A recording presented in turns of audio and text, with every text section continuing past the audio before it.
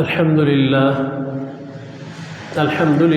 نحمده ونستعينه ونستغفره ونؤمن به ونتوكل عليه ونعوذ بالله من شرور أنفسنا ومن سيئات أعمالنا من يهده الله فلا مضل له ومن يضلله فلا هادي له ونشهد أن لا إله إلا الله وحده لا شريك له ونشهد أن سيدنا وسندنا وشفيعنا وحبيبنا ومولانا محمدا عبده ورسوله صلى الله تعالى عليه وعلى آله وأصحابه وبارك وسلم تسليما كثيرا كثيرا أما بعد فأعوذ بالله من الشيطان الرجيم بسم الله الرحمن الرحيم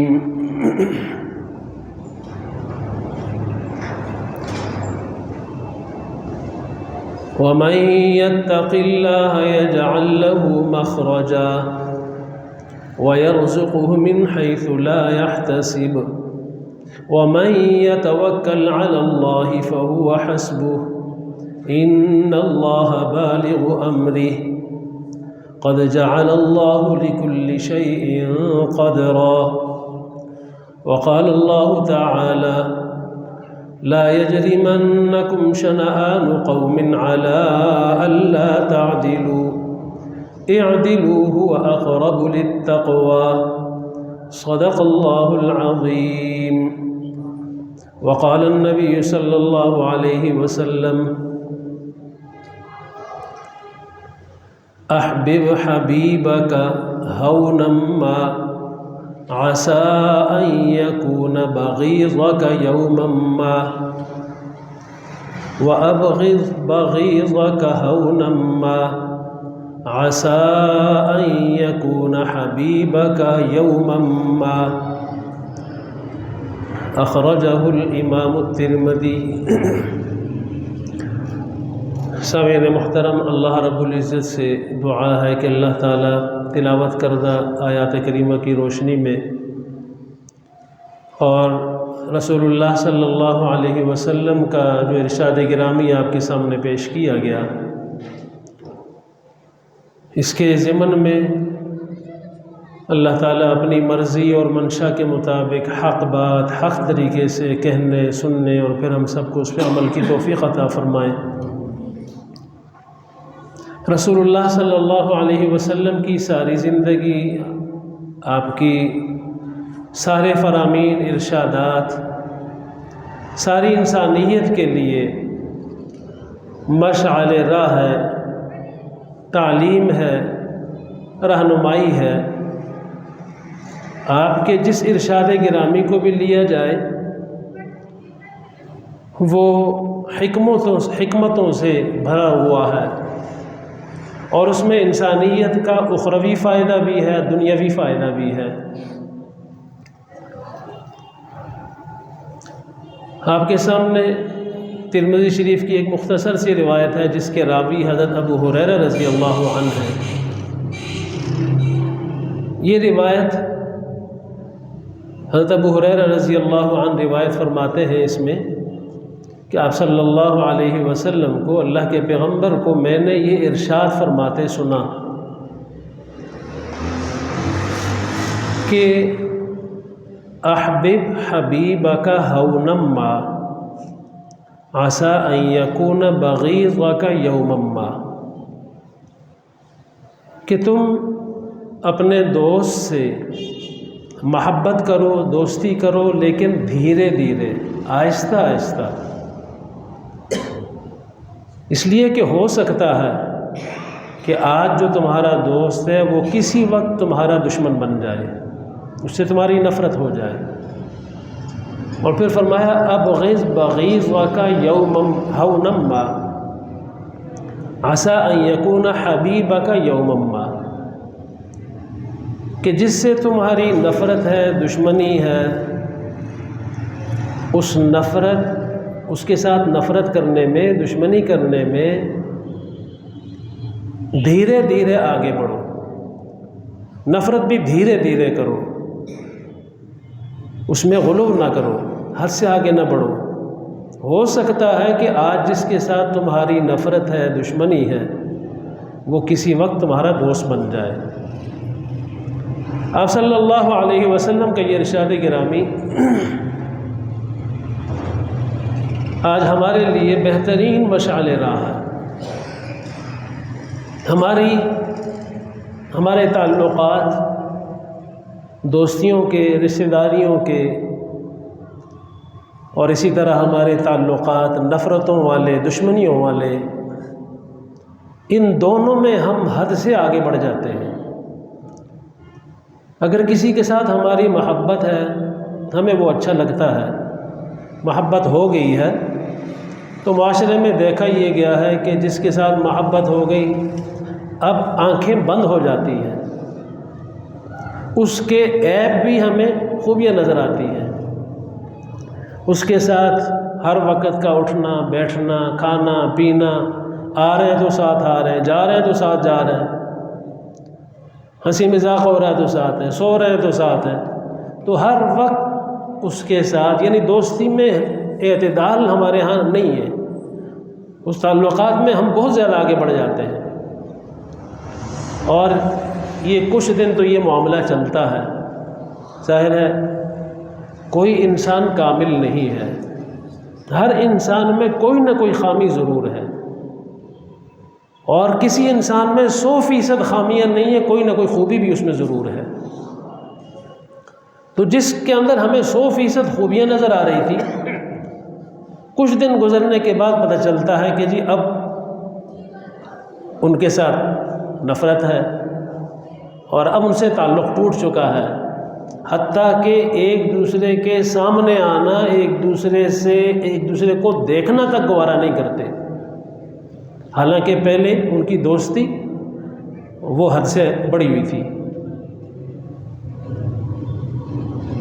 اسی طرح کسی کے ساتھ اگر نفرت ہے تو اس کا معاملہ بھی ایسے ہی ہے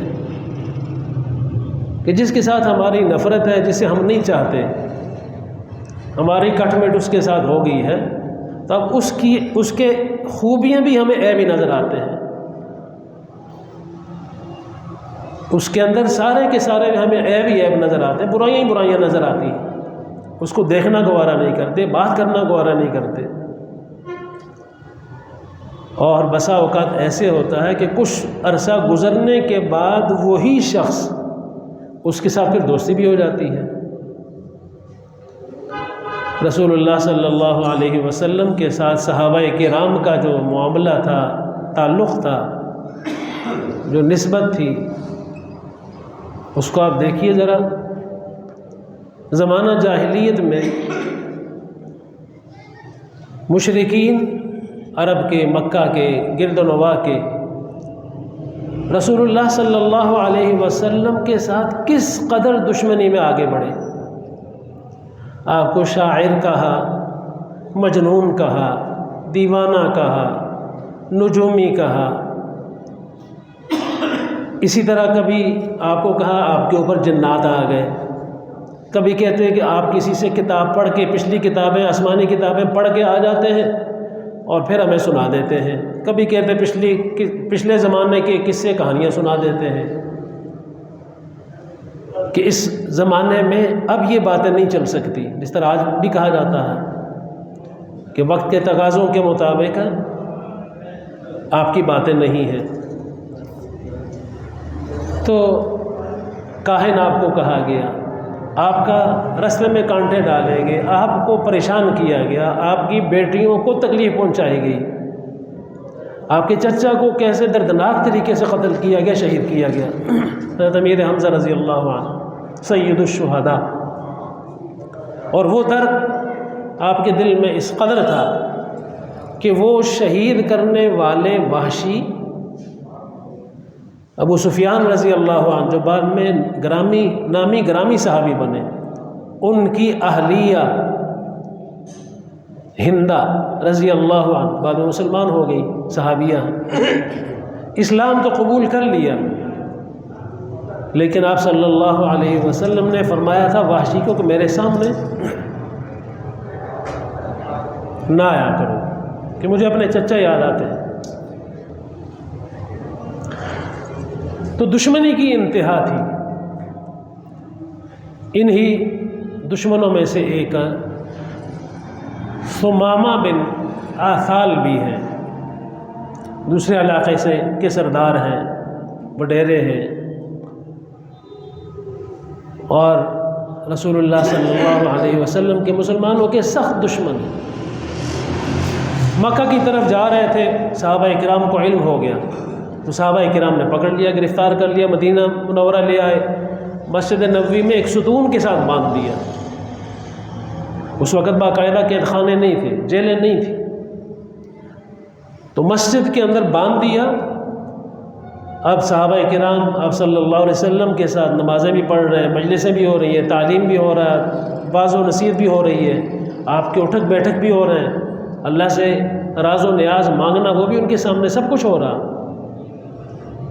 تو ظاہر ہے معمولی انسان نہیں تھے، سردار اپنے علاقے کے۔ آپ صلی اللہ علیہ وسلم نے حال احوال پوچھا تو روح کا جواب دیا اور کہا کہ میں آپ کی قید میں ہوں، جیسے آپ میرے ساتھ سلوک کریں کر سکتے ہیں، میں آپ کا دشمن ہوں۔ دوسرا دن اسی طرح گزرا، پھر آپ نے خیریت دریافت کی، تیسرا دن اسی طرح گزرا، حتیٰ کہ آپ صلی اللہ علیہ وسلم نے ان کی رہائی کا صحابہ کرام کو حکم فرما دیا کہ ان کو رہا کر دیں۔ جب رہا ہو گئے تو مسجد نبوی سے باہر گئے اور مدینہ منورہ میں ایک باغ کے چشمے کے پاس جا کے، یعنی یہاں سے صحابہ کرام سے کوئی چلے گئے، وہاں گئے، وہاں نہا دھو کے آ گئے واپس مسجد میں، اور اسلام قبول کر لیا، اور رسول اللہ صلی اللہ علیہ وسلم کو فرمایا کہ میں نے پہلے اسلام اس لیے قبول نہیں کیا کہ کوئی یہ نہ کہے کہ ان کو قید کیا تھا اور مجبور کیا گیا اسلام قبول کرنے پہ۔ میں اپنی مرضی سے اسلام میں نے قبول کیا، اور اس سے پہلے اسلام قبول کرنے سے پہلے آپ سے زیادہ میرے لیے کوئی بڑا دشمن نہیں تھا، آپ کو دیکھنا میں گوارا نہیں کرتا تھا۔ یعنی عرض کرنا کہ اس حد تک دشمنی، لیکن جب اسلام قبول کر لیا تو اب آپ صلی اللہ علیہ وسلم کے بارے میں فرمایا کہ اب آپ سے زیادہ محبوب مجھے اور کوئی چہرہ نہیں، اور پھر قسم کھائی کہ میں مکہ والوں کو ایک دانہ گندم کا غلے کا نہیں آنے دوں گا۔ ان کا جہاں سے جو علاقہ تھا وہاں سے مکہ والوں کا غلہ اور ان کی تجارت ہوا کرتی تھی۔ بہرحال آپ صلی اللہ علیہ وسلم نے انہیں منع فرمایا، تو وہ جو دشمنی تھی اس میں بھی اعتدال کا سبق دیا کہ مکہ مکرمہ کے جو ہمارے دشمن ہیں مشرکین، ان کے ساتھ بھی دشمنی میں حد سے آگے نہیں بڑھنا۔ خیر میں عرض یہ کر رہا تھا کہ ہماری دشمنی اور ہماری دوستی دونوں بے اعتدالی کا شکار ہے، اعتدال اس میں نہیں۔ حالانکہ دوستی میں بھی اعتدال ہونا چاہیے، دشمنی میں بھی اعتدال ہونا چاہیے۔ ویسے کسی کے ساتھ محبت انسان کرے تو اس میں اعتدال ہی سے آگے بڑھنا انسان کے لیے بعد میں نقصان کا باعث ہوتا ہے۔ اور اگر دیکھا جائے تو دنیا میں محبت، یہ لفظ محبت کو بھی ہم لوگوں نے بدنام کر دیا۔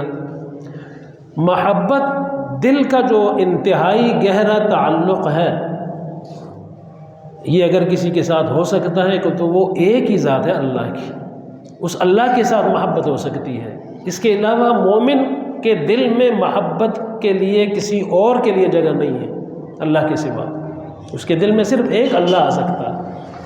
اگر کسی اور سے بھی محبت ہے تو یہ اللہ کے ساتھ محبت میں سچا نہیں ہے۔ اسی وجہ سے کر دیا محبت دل کا جو انتہائی گہرا تعلق ہے، یہ اگر کسی کے ساتھ ہو سکتا ہے تو وہ ایک ہی ذات ہے، اللہ کی، اس اللہ کے ساتھ محبت ہو سکتی ہے۔ اس کے علاوہ مومن کے دل میں محبت کے لیے کسی اور کے لیے جگہ نہیں ہے اللہ کے سوا، اس کے دل میں صرف ایک اللہ آ سکتا ہے۔ اگر کسی اور سے بھی محبت ہے تو یہ اللہ کے ساتھ محبت میں سچا نہیں ہے۔ اسی وجہ سے رسول اللہ صلی اللہ علیہ وسلم کے سب سے زیادہ قریبی تعلق والے اور دوستی والے، محبت والے دنیا میں اگر کوئی ہیں تو وہ ابو بکر صدیق رضی اللہ عنہ۔ آپ سے بڑھ کر کسی کے ساتھ آپ کا تعلق یا ان کا آپ کے ساتھ جو تعلق تھا، محبت تھی، وہ کسی اور کو نہیں تھی۔ لیکن بخاری شریف میں آتا ہے، آپ صلی اللہ علیہ وسلم نے فرمایا لو کنت لاتخذت خلیلا لاتخذت ابا بکر خلیلا، لو کنت متخذا خلیلا لاتخذت ابا بکر خلیلا۔ اگر دنیا میں کسی سے دلی محبت کرتا اور دلی دوست کسی کو بناتا تو ابو بکر اس قابل تھے کہ میں اس کو اپنا خلیل بنا لیتا۔ خلیل کہتے ہیں اس شخص کو جس کے ساتھ انسان کے دل کا گہرا تعلق، گہری محبت ہو۔ اور اس دنیا میں خلیل اللہ کا لقب صرف ابراہیم علیہ السلام کو ملا ہے۔ ان کے امتحانات، آزمائشیں، ان کے اوپر آنے والے حالات، قرآن کریم کا مطالعہ کیجئے، پڑھیے تو انسان کو پتہ چلتا ہے کہ حقیقت میں کیسے اللہ کے ساتھ ان کی گہری دوستی تھی، جس کے انعام میں اللہ نے ان کو اپنا خلیل بنایا۔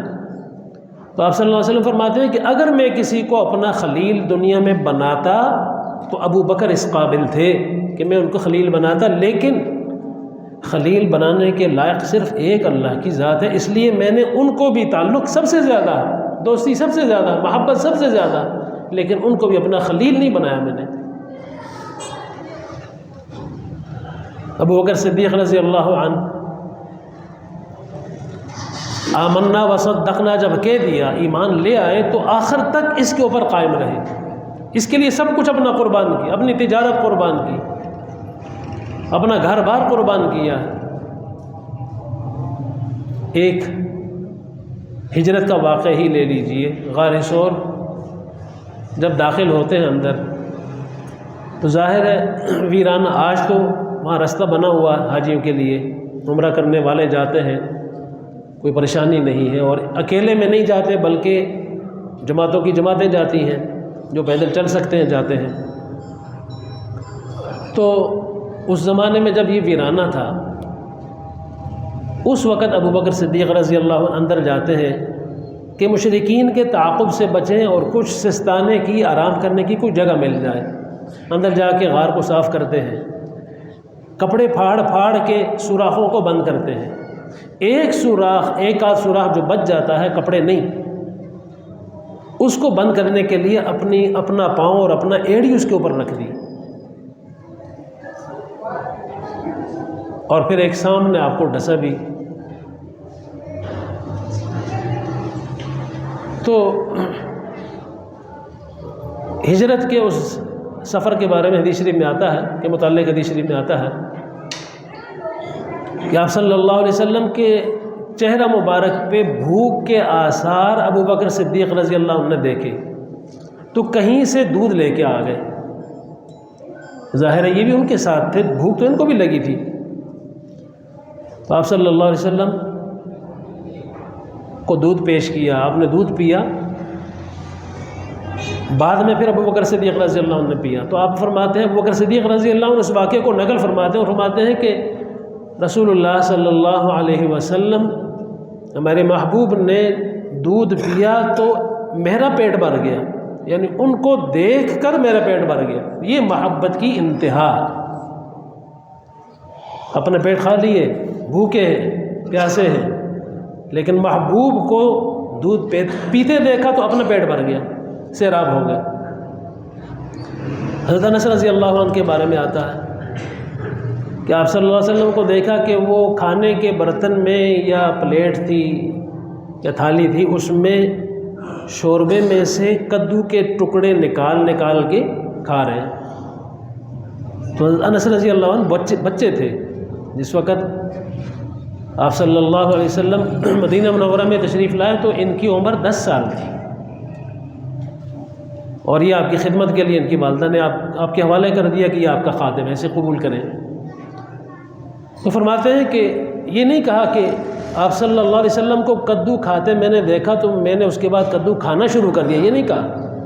فرمایا کہ آپ کو کھاتے میں نے دیکھا کہ آپ پلیٹ میں سے نکال کے کھا رہے ہیں، تو مجھے کدو سے محبت ہو گئی۔ تو محبوب کی ادا کو دیکھ کے وہ اپنا سب کچھ قربان کرنے کو تیار ہوتے تھے۔ تو ہجرت کے اس واقعے کو، غار ثور کے اس واقعے کو قرآن کریم نے بیان فرمایا، اذ ہما فی الغار اذ یقول لصاحبہ لا تحزن ان اللہ معنا۔ ابو بکر صدیق رضی اللہ عنہ غار کے اندر، اور جب مشرکین پہنچ گئے، واقعہ آپ نے کئی دفعہ سنا پڑا، اور ان کے پاؤں تک نظر آ رہے ہیں، تو پریشان ہو گئے، اپنے لیے نہیں، رسول اللہ صلی اللہ علیہ وسلم کے لیے، کہ آپ کو کہیں مشرکین نقصان نہ پہنچائیں۔ ظاہر ہے آپ کے قتل کا مشورہ ہو چکا تھا، یہ ہجرت سے پہلے آپ کے قتل کا باقاعدہ مشورہ عرب کر چکے تھے کہ سارے قبائل مل کے اکٹھے قتل کریں گے کسی ایک کے اوپر، تاکہ جرم کا دبا نہ آئے اور کسی ایک سے انتقام نہ لیا جا سکے۔ تو آپ صلی اللہ علیہ وسلم کے بارے میں پریشان ہو گئے، تو اللہ رب العزت نے وحی اتار دی، اذ یقول اذ ہما فی الغار، جب وہ دونوں غار میں موجود تھے، غار ثور میں، اذ یقول لصاحبہ لا تحزن ان اللہ معنا، تو اس وقت نبی کریم صلی اللہ علیہ وسلم نے اپنے صاحب کو، اپنے ساتھی کو، اپنے دوست کو کہا کہ تم غم نہ کرو، اللہ ہمارے ساتھ ہے، کہ میرے بارے میں پریشان نہ ہو، اللہ کی مدد آج ہمارے ساتھ ہے۔ مشرکین یہاں ہمارے سر تک پہنچ کے بھی اللہ تعالیٰ ان سے ہمیں محفوظ رکھیں گے، اور اللہ نے محفوظ رکھا ہے۔ تو عرض یہ کر رہا تھا کہ اگر دنیا میں کوئی کسی کو سچا دوست بناتا تو ابو بکر صدیق اس قابل تھے کہ رسول اللہ صلی اللہ علیہ وسلم ان کو اپنا دلی دوست بناتے، خلیل بناتے، لیکن آپ نے فرمایا کہ دنیا میں اس قابل کوئی نہیں ہے، سچی دوستی کے قابل کہ اسے خلیل بنایا جائے، دل میں جگہ دی جائے۔ دل میں جگہ دینے کے لائق ایک اللہ کی ذات ہے۔ مومن کا دل اللہ کی ذات کے لیے، غیر کے لیے نہیں ہے، دنیا کی محبت کے لیے نہیں ہے، اپنے عزیزوں، رشتہ داروں، رشتوں ناتوں، بیٹے اور اولاد، بیوی بچے، ان کے محبت کے لیے نہیں ہے، ان سے تعلق ضرور ہوتا ہے، ایک انس ہوتا ہے، محبت ہوتی ہے، لیکن اللہ کی محبت کے تابع ہوتی ہے، اللہ کی محبت سب پہ غالب ہوتی ہے۔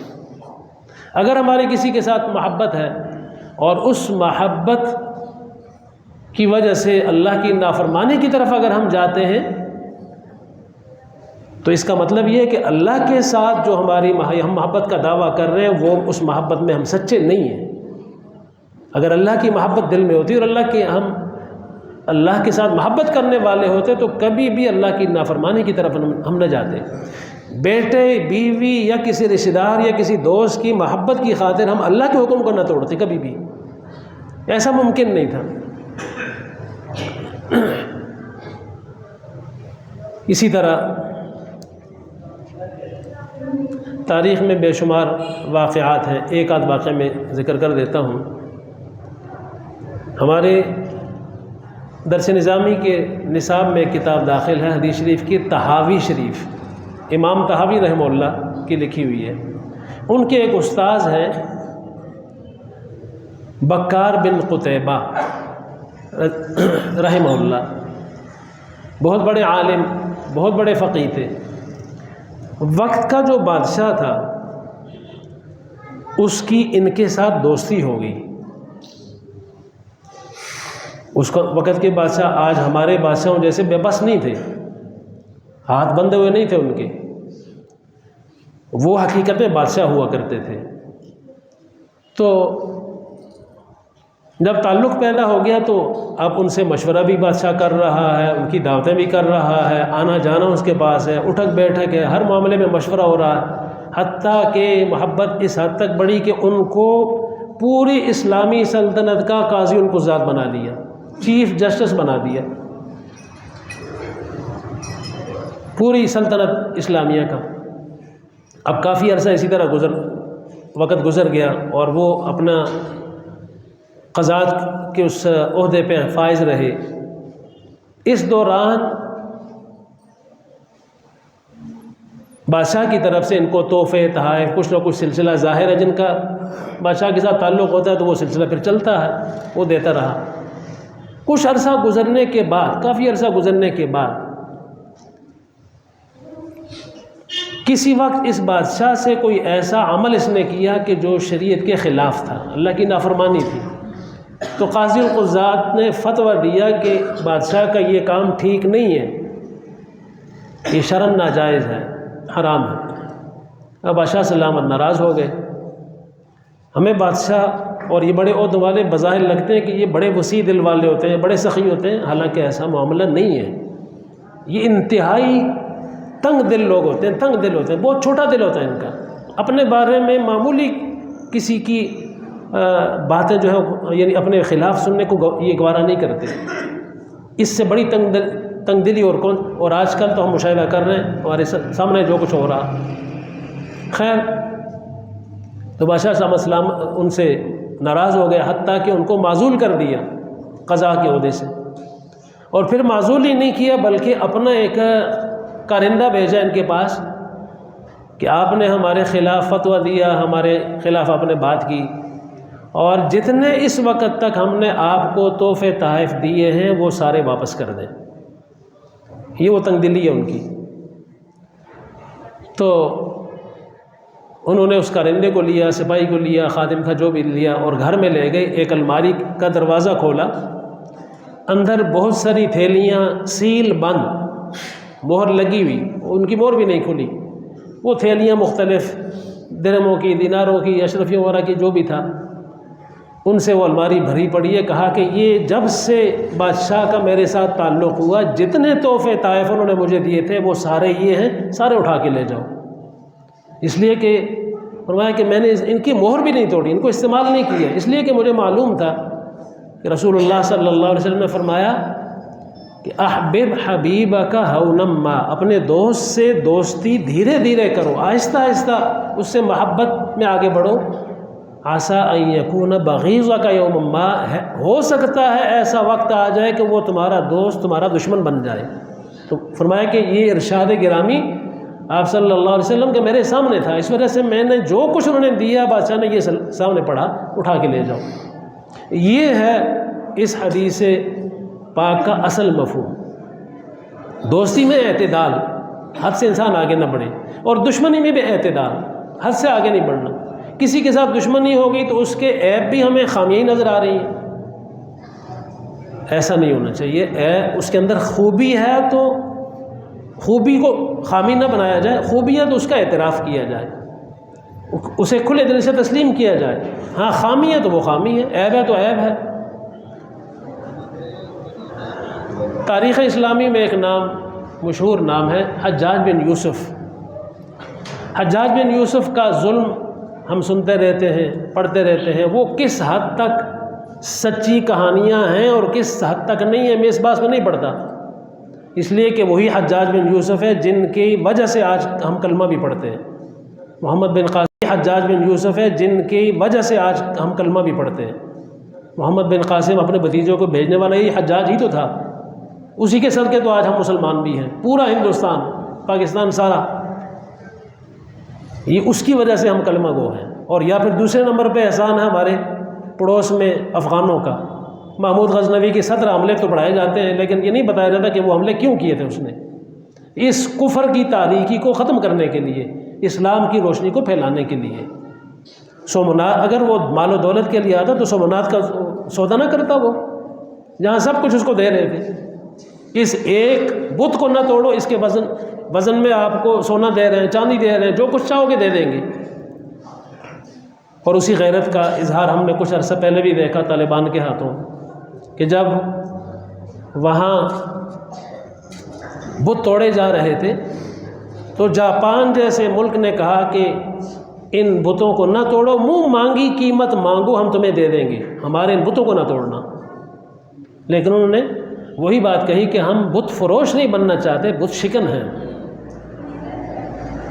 ہمارے لیے حکم بت توڑنے کا ہے، بتوں کو بیچنے کا حکم ہمارے لیے نہیں ہے۔ خیر، بات کر رہا تھا حجاج بن یوسف کی۔ حجاج بن یوسف تھا، ظلم بھی اس نے کیا ہوگا اور غیرت مند بھی تھا، اسی کی غیرت کے صدقے ہم مسلمان بھی ہیں، مسلمان ہوئے ہم۔ تو عبداللہ بن عمر رضی اللہ عنہ مشہور صحابی، ان کے سامنے حجاج بن یوسف کی بات چل پڑی، تو ان کے حجاج بن یوسف کے بارے میں ان عبداللہ بن عمر کے سامنے کسی نے بات کر دی، اور اس باتیں کرتے کرتے اس کی غیبت شروع کر دی کہ اس میں یہ ہے اور اس نے یہ کیا، وہ ایسے کیا۔ وہ غیبت کہتے ہیں کہ وہ خامی واقعتاً اس شخص میں موجود ہے، لیکن ہم پیٹھ پیچھے اس کی خامی بیان کر رہے ہیں، اس کو غیبت کہتے ہیں۔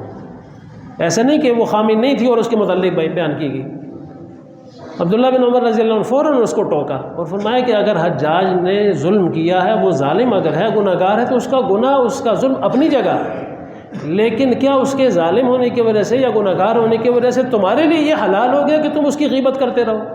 کیا اس کی غیبت کرنا تمہارے لیے جائز ہو گیا؟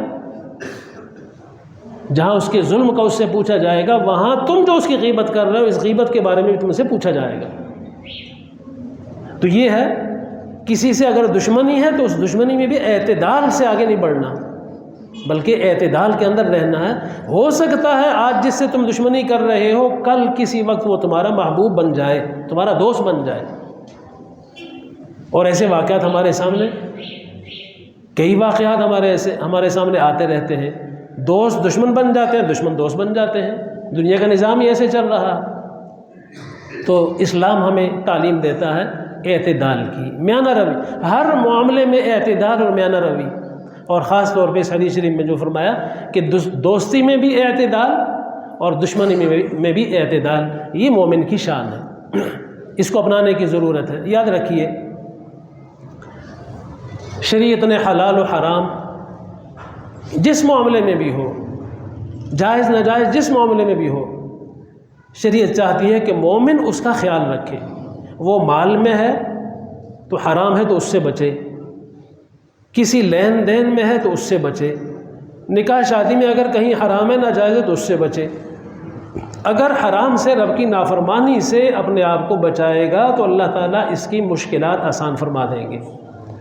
جو آیت کریمہ آپ کے سامنے میں نے تلاوت کی، وَمَن يَتَّقِ اللَّهَ يَجْعَل لَّهُ مَخْرَجًا، جو شخص اللہ سے ڈرتا ہے، اللہ سے ڈر کے اللہ کی نافرمانی سے اپنے آپ کو روک دیتا ہے، گناہوں سے بچ جاتا ہے، اپنے آپ کو بچاتا ہے، تو فرمایا کہ اللہ تعالیٰ اس کے لیے مشکلات سے، مصیبتوں سے نکلنے کے لیے اللہ تعالیٰ اس کے لیے راستے بنا دیتے ہیں۔ اس کو سمجھ نہیں آتی، وہ بعض دفعہ کہتے ہیں جی یہ اتفاقاً، یہ اتفاق دنیا میں کوئی اتفاق نہیں ہوتا، یہ اللہ کی مرضی سے سارا کچھ ہوتا ہے۔ ہم جیسے اتفاق کہتے ہیں کہ اتفاقیہ واقعہ، اتفاقیہ واقعہ نہیں ہوتا، اللہ کے ہاں طے شدہ ہوتا ہے پہلے سے۔ تو اللہ سے ڈرنے کا نتیجہ یہ ہے کہ اللہ تعالیٰ مشکلات سے نکلنے کا راستہ اس کے لیے بنا دیتے ہیں۔ وَيَرْزُقْهُ مِنْ حَيْثُ لَا يَحْتَسِبُ، اللہ تعالیٰ روزی ایسے طریقے سے اور ایسے رستوں سے اس کو پہنچاتے ہیں کہ جہاں سے اس کو وہم و گمان بھی نہیں ہوتا۔ وَمَن يَتَوَكَّلْ عَلَى اللَّهِ فَهُوَ حَسْبُهُ، جو اللہ پہ بھروسہ کرتا ہے اور اللہ کی ذات سے ڈرتا ہے، اللہ کی نافرمانی سے ڈرتا ہے، اللہ پہ بھروسہ اعتماد کر کے، تو اللہ تعالیٰ اس کے لیے کافی ہو جاتے ہیں۔ ایک چھوٹا سا واقعہ ذکر کر کے بات ختم کرتا ہوں۔ شام میں مشہور شہر ہے دمشق، اس میں ایک مسجد ہے، جامع مسجد توبہ کے نام سے۔ اس جامع مسجد میں کسی زمانے میں ایک طالب علم ہوا کرتا تھا۔ پرانے زمانے میں لوگ دین کا علم حاصل کرنے کے لیے دور دراز جایا کرتے تھے، کہیں کوئی بڑا عالم ہے اس کے پاس سیکھنے کے لیے چلے جاتے، کسی دوسرے فن میں کوئی دوسری جگہ ہے تو وہاں چلے جاتے تھے سیکھنے کے لیے۔ خیر، یہ طالب علم وہاں مسجد کے کمرے میں رہا کرتا تھا، اور مالی اعتبار سے ظاہر ہے جو علم دین حاصل کرنے والے ہیں وہ پھر ریڑھی نہیں لگا سکتے، دکان نہیں چلا سکتے، وہ کوئی ملازمت نہیں کر سکتے، وہ پھر ایک ہی کام کر سکتے ہیں، تو مشکلات ہوتی ہیں۔ اس طالب علم پہ بھی فاقہ آنا شروع ہوا، ایک دن فاقہ، دوسرے دن فاقہ، جب تیسرا دن فاقے پہ آیا، بھوک نے ستایا، اب خطرہ ہوا کہ مر نہ جاؤں کہیں بھوک سے، تو سوچا کہ اب تو میرے لیے، جب انسان بھوک سے مرنے کے قریب ہوتا ہے تو پھر حرام بھی اتنا کھانا اس کے لیے جائز ہو جاتا ہے، چوری کر کے کھائے یا کوئی مردار ہے کچھ بھی ہے، اس کو اتنا کھانا جائز ہے 2-4 لقمے کہ جس سے زندہ بچ سکے۔ تو یہ سوچا کہ اب تو میرے لیے حرام بھی جائز ہے، میں کسی گھر میں جا کے چوری کر لوں، کچھ تو کھا لوں کہ زندہ بچ سکوں۔ اور پرانے زمانے میں گھر، پرانے گاؤں اگر آج بھی آپ جا کے دیکھیں تو ملے ہوئے گھر ہوا کرتے تھے، اور اگر چھتوں کے ذریعے اگر کوئی جانا چاہے تو شاید پورے محلے میں، پورے گاؤں میں پھر سکتا ہے، کہ ایک چھت سے دوسرے چھت پہ، تیسرے پہ، چوتھے پہ، پورے گاؤں انسان پھر سکتا ہے۔ تو وہ مسجد کی چھت پہ چڑھا، وہاں سے ایک گھر، جب اس کی چھت پہ گیا تو دیکھا نیچے کچھ خواتین ہیں، ان کی آواز آئی تو غیرت نے گوارا نہ کیا، آگے چل پڑا دوسرے گھر کی چھت پہ، دوسرے پہ گیا، دیکھا کہ گھر خالی ہے، کوئی آواز نہیں آ رہی اور کھانے کی خوشبو بھی آ رہی ہے۔ اب بھوک نے ستایا، نیچے اترا، باورچی خانے میں جب پہنچا دیکھا کہ ایک برتن رکھا ہے، دیچکی ہے، برتن ہے، ہانڈی ہے، اس کا ڈھکن اٹھایا، اس کے اندر گرم بینگن بھرے ہوئے پکے تھے، جس طرح کریلے وغیرہ، قیمہ وغیرہ سے ڈال کے پکائے جاتے ہیں۔ تو اب بھوک کی شدت تھی، فوراً گرم گرم اٹھایا اور دانتوں سے جیسے چبایا، فوراً ایک جھٹکا دماغ کو لگا کہ تو علم دین حاصل کرنے والا ہے اور یہ حرکت تو کر رہا ہے، چوری کر رہا ہے، کسی کے گھر میں گھسا ہے بغیر اجازت کے۔ تو وہ چبایا ہوا بیگن پھر نکال کے رکھا اور استغفار کرتے ہوئے واپس چل پڑا۔ مسجد میں گیا، شیخ کی مجلس میں بیٹھا، تعلیم کے حلقے میں۔ اب ان کی بات اس کے دل میں، دماغ میں بیٹھتی نہیں، ظاہر ہے بھوک کی شدت ہو تو انسان کو کچھ سمجھ نہیں آتا۔ تو جب وہ شیخ فارغ ہو گئے اپنے درس سے، سارے طلباء ادھر ادھر ہو گئے اور یہ اسی طرح بھوک سے نڈال اپنی کلاس میں بیٹھا ہے۔ اتنے میں ایک عورت آئی با پردہ اور شیخ کے پاس بیٹھ کے کچھ بات چیت کی، اس کو معلوم نہیں کہ آپس میں کیا بات ہوئی۔ شیخ نے اس کی بات سننے کے بعد دائیں بائیں دیکھا اور کوئی طلباء نہیں، تو یہی نظر آیا تو اس کو آواز دی۔ یہ متوجہ ہوا تو اس کو کہا کہ کیا تیری شادی ہوئی ہے، شادی شدہ ہے؟ تو اس نے کہا کہ نہیں۔ تو شیخ نے پوچھا شادی کرنا چاہتا، نکاح کرنا چاہتا؟ تو اس نے کہا کہ چپ رہا، پھر دوبارہ پوچھا تو پھر اس نے کہا کہ اللہ کی قسم میرے پاس 2 لقمے نہیں ہے کہ میں اپنا پیٹ بھر سکوں، تو میں کیسے نکاح کروں گا؟ تو شیخ نے پھر اس کو بتایا کہ یہ عورت آئی ہے، یہ اس علاقے کی ہے، اس کا شوہر فوت ہو چکا ہے، مالدار تھا، اس کے پاس گھر بھی ہے، مال بھی ہے، اس کا ایک بوڑھا چچا اس کے ساتھ ہے، وہ بھی آیا ہوا مسجد میں بیٹھا ہے، یہ چاہتی ہے کہ اس کا نکاح کرا دیا جائے کسی متقی نیک انسان سے، تاکہ اپنی عصمت، اپنے جان مال گھر بار کی حفاظت کر سکے، بدخواہوں سے اپنے آپ کو بچا سکے۔ تو اس نے حامی بن لی، ٹھیک ہے۔ شیخ نے کہا میں تمہارا نکاح کرا دوں؟ اس نے کہا ٹھیک ہے کرا دیں۔ عورت سے پوچھا کہ اس سے نکاح کر لوں؟ تمہیں منظور؟ اس نے کہا ٹھیک ہے کر لیں۔ اس کے چچا کو بلایا اور شیخ نے مہر بھی اپنے پاس سے مقرر کر کے ادا بھی کر دیا کہ جاؤ۔ نکاح پڑھنے کے بعد اسی وقت اس کے حوالے کیا کہ اپنے شوہر کا ہاتھ پکڑو اور جاؤ، اور اس عورت کے ساتھ چل پڑا۔ جب گھر میں پہنچے اور بیٹھا تو اس کی بیوی جب اس نے دیکھا، پردہ ہٹایا، دیکھا تو وہ حیران رہ گیا۔ اللہ رب العزت نے خوبصورتی بھی، ان کو حسن بھی دیا تھا۔ تو اس نے پوچھا کہ کچھ کھاؤ گے؟ اس نے کہا ہاں مجھے بھوک لگی ہے، میں کھاؤں گا۔ تو عورت برتن لے کے آئی، اس کے سامنے رکھا، ڈھکن اٹھایا تو وہی بیگن۔